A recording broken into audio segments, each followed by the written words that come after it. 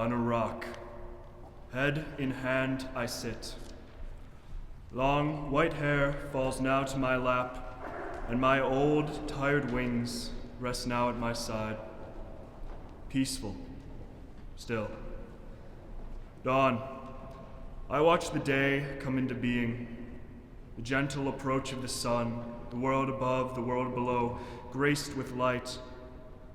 And I, witness of thousands of dawns, can't help but remember this morning near my passing, a time long ago when for a moment these wings, which divine my very angelhood, became invisible.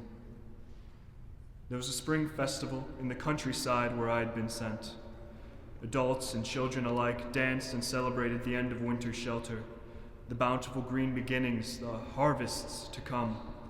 My task was very unique, you see, for I was sent to gather light. Our world then, our world now, both bleak and bright, always on the brink of night. So, as the townspeople danced and sang, I opened my magic leather sack and let their light flow in. I went from town to town in this way, and in each town I passed through people greeted me with a generosity of spirit and gentle kindness. Yet, seeking light, I had little time to respond in kind. When I arrived in the last village, just when I had almost enough light, I was stopped. "I've heard about you," said a young man, close to the age I was then. "You are the angel gathering light to save us all from the world's night." "That's right," I said, a little too proudly, perhaps, for an angel. "But if you are truly an angel, then where are your wings?" I was puzzled for a moment, sure that my wings were where they had always been, strapped onto my back with heartstrings. But I tried to flap. Nothing. I looked behind me. Nothing. Then, panicking, I looked into my magic bag. Nothing. Where is the light?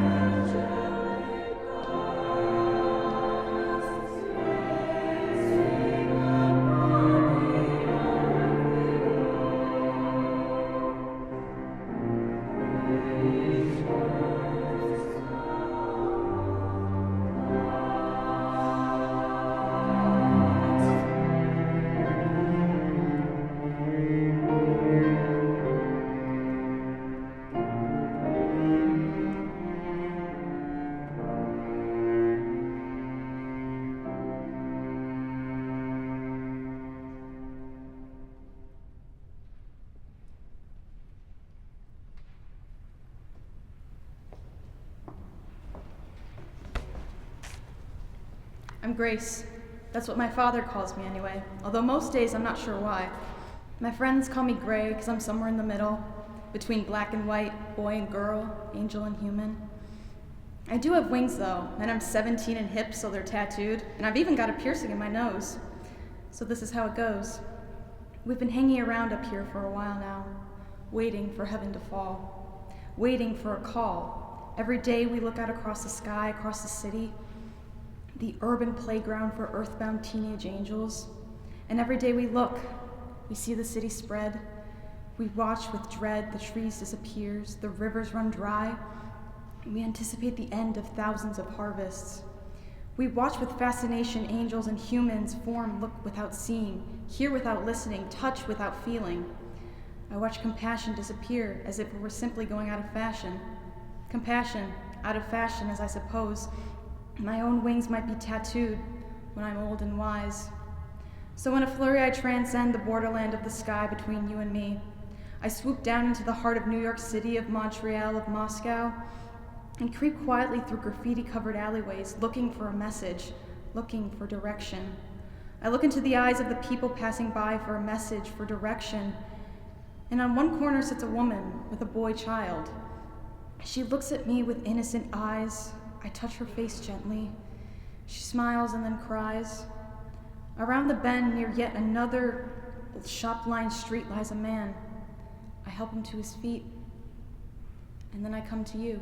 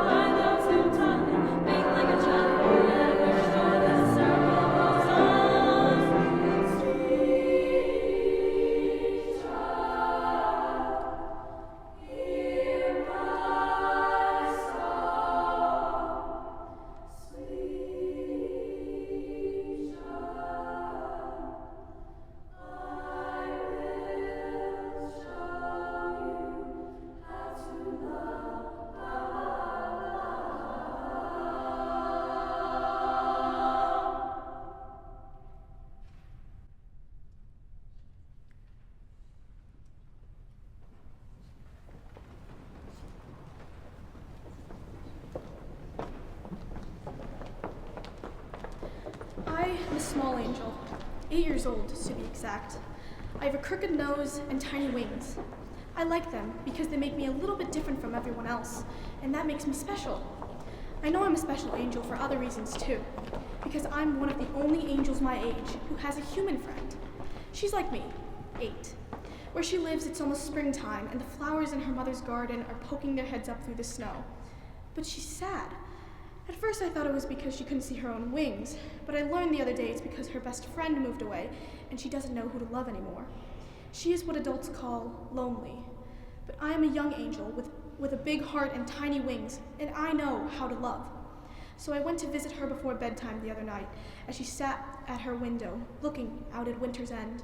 She smiled as I danced and sang my song, and she giggled, hiding her face in her hands, when I threw myself into the snow and flapped my wings.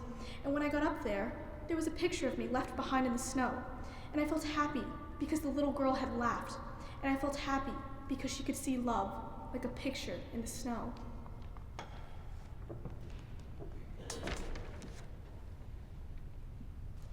Sweet child, I say, here at dawn from the rock of my old age. Sweet children, what do we know when the snow melts, when love remains although love's imprint is gone? Once upon a time, I told you I couldn't see my wings. Not because they weren't there, but because in seeking the light, I had forgotten how to give it. The energy of generosity, of compassion, of love is circular. Inside, we know no differently. Look and see. Hear and listen. Touch and feel. Each of us inside a child in the garden, a flower pushing through pavement, an angel in the snow. Go.